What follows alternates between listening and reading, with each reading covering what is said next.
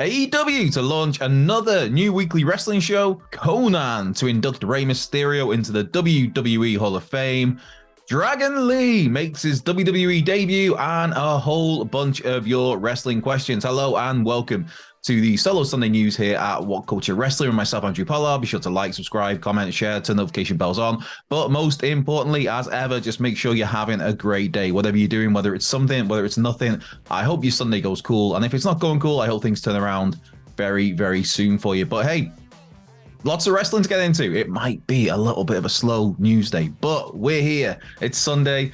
I've got a CM Punk t-shirt on. Macho and Randy Savage is with me. Well, Macho King Randy Savage is with me. So let's get into it. And AEW, our first story here, are set to launch another new show. And obviously, they've recently announced that there is AEW All Access on the way later this month. I believe possibly March 29th. Is that the premiere date of that?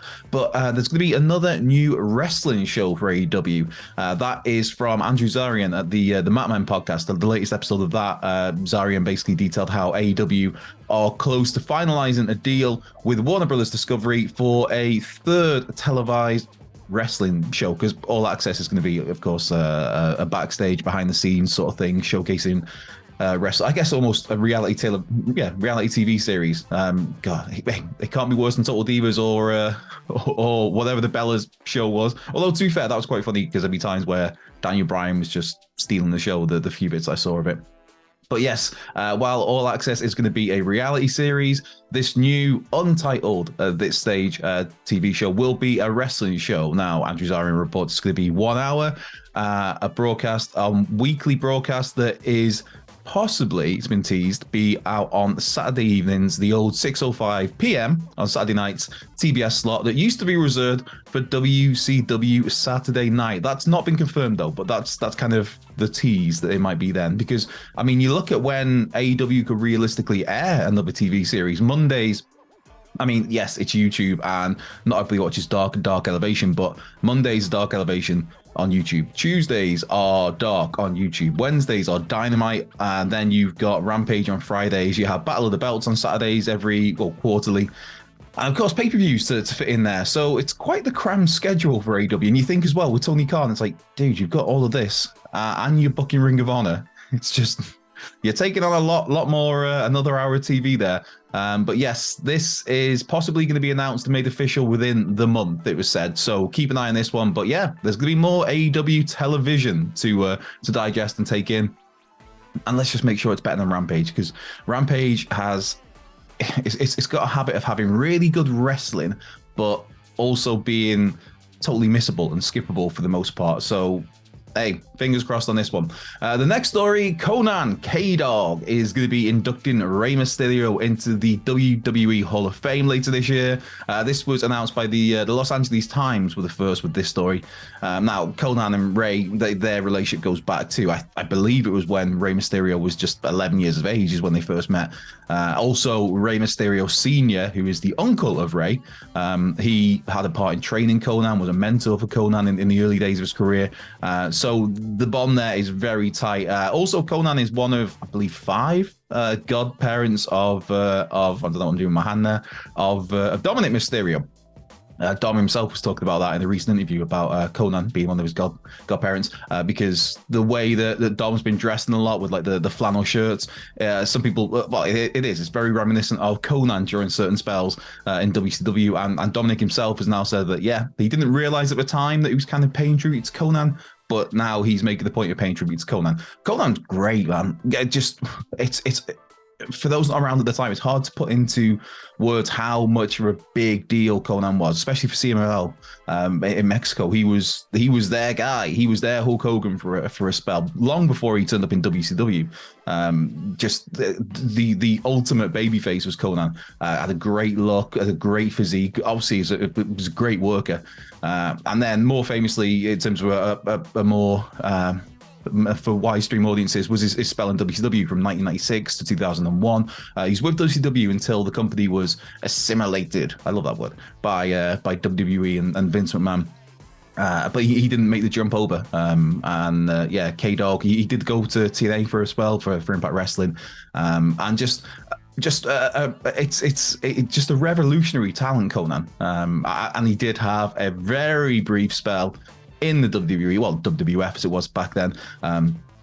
As 1991 rolled into 1992, he wrestled some superstars tapings, some live events, some house shows as himself, but then also was briefly Max Moon, but that didn't quite work out, and then that gimmick could go to Paul Diamond. So yeah, Conan's gonna be the one inducting Rey Mysterio. Now the Hall of Fame ceremony itself will take place on the Friday before WrestleMania, so after SmackDown happens.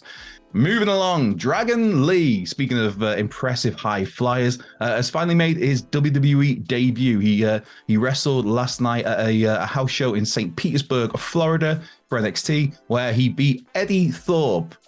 Eddie Thorpe, who's Eddie Thorpe? Eddie Thorpe is the new name, what a random name, they've given to Carl Fredericks, who NJPW standout for many a year. Now, Dragon Lee was touted, but he is a major signing for WWE.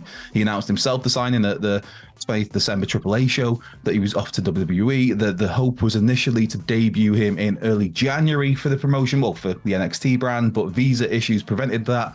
We did see him on NXT Roadblock nearly went Roadhouse there. NXT Roadblock last Tuesday, where he got the classic takeover treatment where, this major new signing's in the crowd there. Let's get him on camera and put a little title card there with his name. And now he's made his in-ring debut for the brand. And I'm very much looking forward to seeing what Dragon Lee brings to the table in WWE, because again, just a very, very, very talented professional wrestler who can do some insane things. Only 27 years of age, former IWGP Junior Heavyweight Champion. Just a very talented guy who it might not be, he's one of those where you look at it in NXT thinking, yeah, he's probably not going to be here for the long term. Maybe it's like a 6-month run. I mentioned that last week on the Solo Sunday News. Right, this is the bit where I scroll through Twitter. I'm not pointing at you there, anyone in particular, but I'm just scrolling through Twitter for your questions, because as I mentioned, I'll admit it's been a very slow news day today, but we do like to bring you Solo Sunday News, and we like to bring you daily news content. So, hey, let's pad things out with some Twitter questions. And the first person to get in touch is Mark Solid. Hey, Mark. What up, Andrew? See, on a Sunday, I do genuinely get a big smile on my face when people send me pictures of their pets or just random animals. Hey, and Mark has done that. Those 3 pooches look very, very, very, very happy. So what up, Andrew? The pups say hi. Hi, pups. If AEW and WWE ever did a pay-per-view, what would you open with? That's a question. Also, what would you put on the pre-show? Give me Sammy versus Lashley in either a ladder match, War Games, or Battle Royale. # this is the news. Right. What would I do? AEW versus WWE in terms of an opener to get the crowd hot. There we go. It would be representing AEW, Jamie Hayter versus representing WWE, Rhea Ripley. There we go. That's my pay-per-view opener. As for a pre-show match, right, that's got me. A pre-show match, because you want to give a little bit of a tease, but you don't want to give it. I would go, but then that's probably worthy of the main card. I was going to say Wardlow and Bobby Lashley, but that's probably worthy of the main card. It's a pre-show. I would just do a big, massive, stupid gimmick match, battle royal thing with AEW loves their battle royals. Please stop doing them. Please. I'm tired of casino this and casino that. And just, no. Every now and again, maybe, but AEW loves their battle royals. WWE, obviously WrestleMania, they love their Andre the Giant battle royals, and the women's battle royal. So I just do some big daft battle royal on the pre-show, which is an answer but not an answer. Hey, we got another cat, Coulter Evergarden. Hey, Coulter. Happy Solo Sunday. Assuming that the homegrowns versus outsiders will get a blood and guts match, who would you add to each stable so they have 4 people each? Asking on behalf of Leia. And Leia is his beautiful cat there. Thank you very much, Coulter. My cat is also Leia, but she's locked out of this room because she's an absolute menace. This whole thing, this whole situation, this whole rivalry, this whole feud, this whole outsiders, freelancers, whatever they want to call them, it's not doing much for me. It's just like, it's a bit naff, really, isn't it? But in terms of adding people to either side for a blood and guts, Willow Nightingale is the obvious one in a way, to go on the AEW originals, we say, but I believe she's going to be more used as a Ring of Honor talent. So then the other two obvious ones are Riho, who obviously has been returned to AEW TV, sorry, or Hikaru Shida. I put Shida in there. Shida's great, man. She's absolutely, so's Rio. They're both fantastic wrestlers, fantastic talents, very much underused in terms of AEW sense.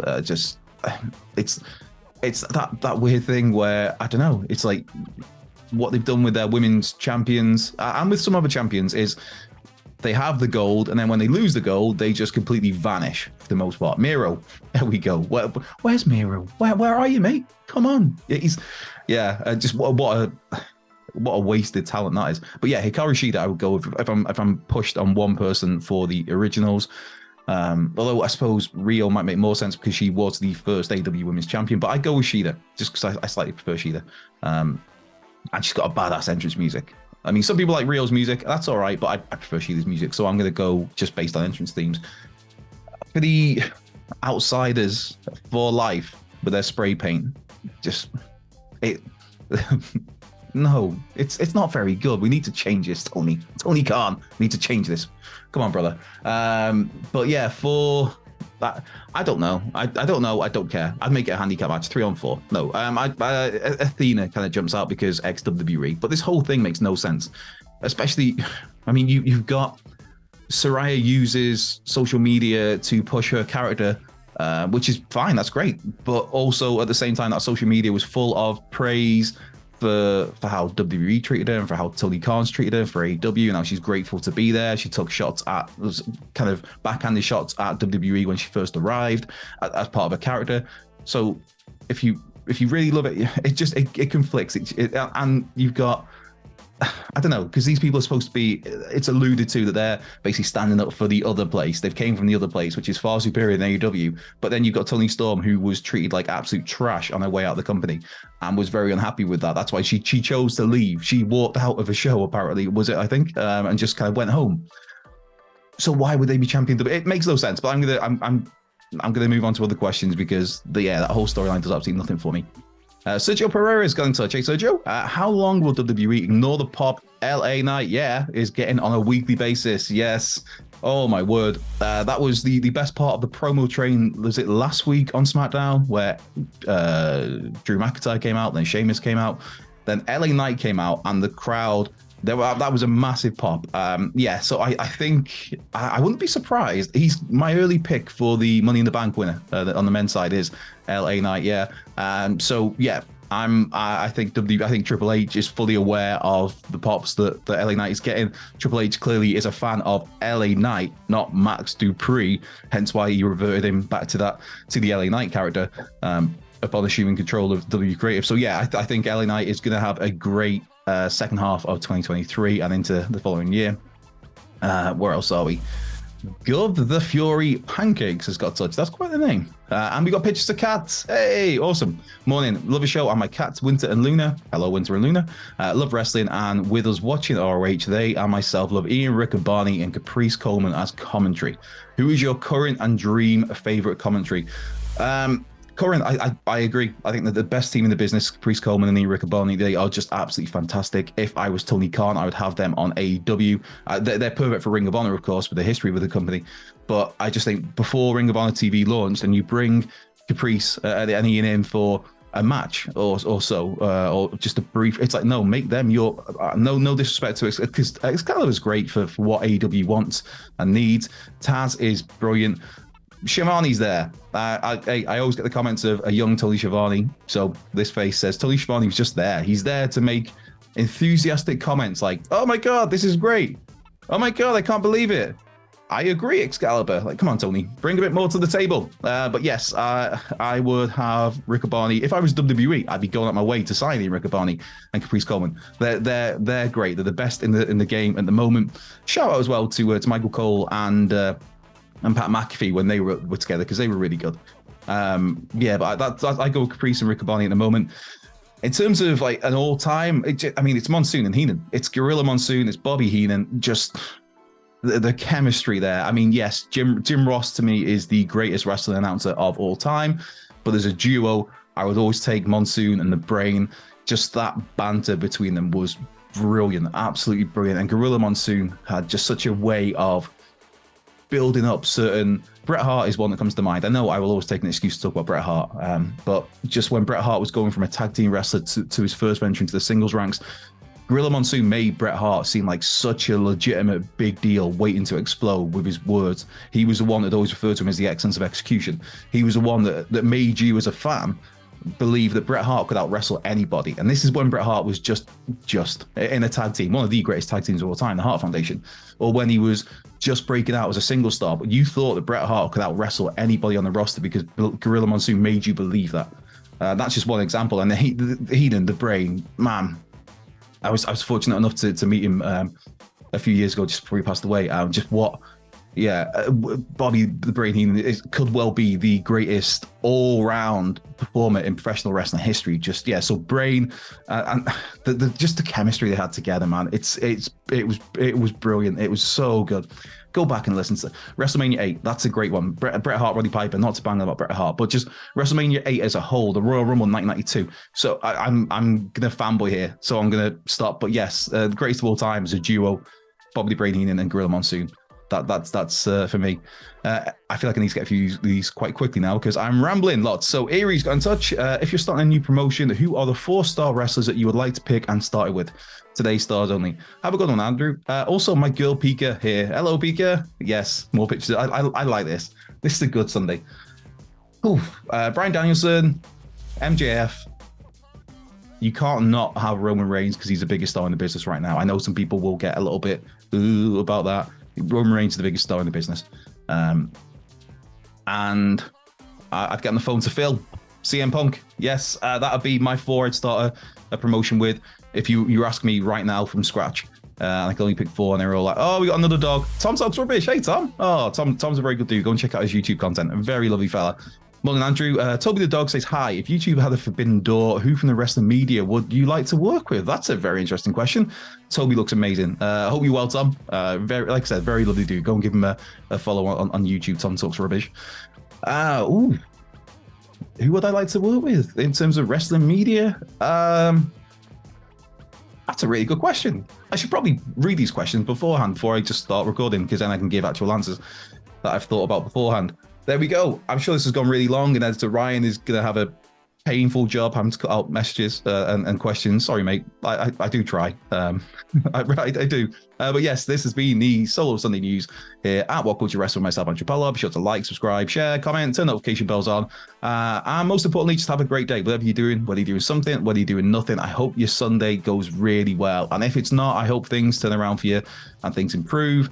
I'm Andrew Pollard. I feel really badly lit in this room because there's a sun shining and I've had to close a window and rambling again. So I will scoot off. Come and give us a follow at What Culture WWE on the Twitter. Follow myself if you want at Cultured Left Peg. I will be back next weekend. I believe it's Wilburn and Murray. I believe Andy Murray's back tomorrow on the news. So yeah, be sure to check in for those good brothers, and I'll catch you down the line.